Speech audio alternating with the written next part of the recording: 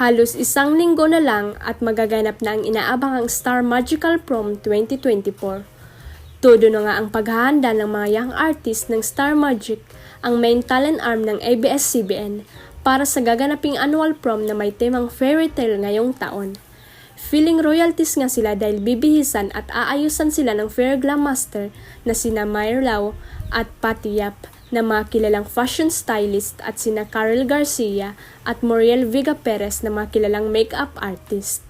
Pabunggan din ang mga young kapamilya stars sa kanilang proposal kung saan kanya-kanyang silang gimmick at pasabog para lang makuha ang matamis na oo ng kanilang gustong makadate sa prom. Hindi lang ang mga stars ang todo ang paghahanda sa prom dahil pati na rin ang kanilang fans na ang laki-laki na nang nagagastos para lang manguna ang kanilang mga idols sa nagaganap na online poll para sa Prom King and Queen at iba pang royalty awards.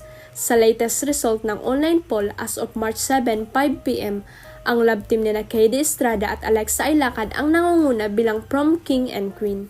Ang bongga ng support at pag-vote ng KD-elect fans dahil 6 consecutive days na rin nangunguna sina KD Estrada at Alexa Ilacad, habang nasa second spot pa rin naman ang Francet love team nina Francine Diaz at Seth Pidilin.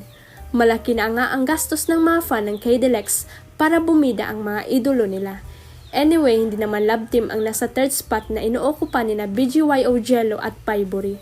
Ang bagong love team naman nina Harvey Bautista at Chris Sata na bumida sa teen drama series na Summers ang nangungunang Noble, Prince and Princess.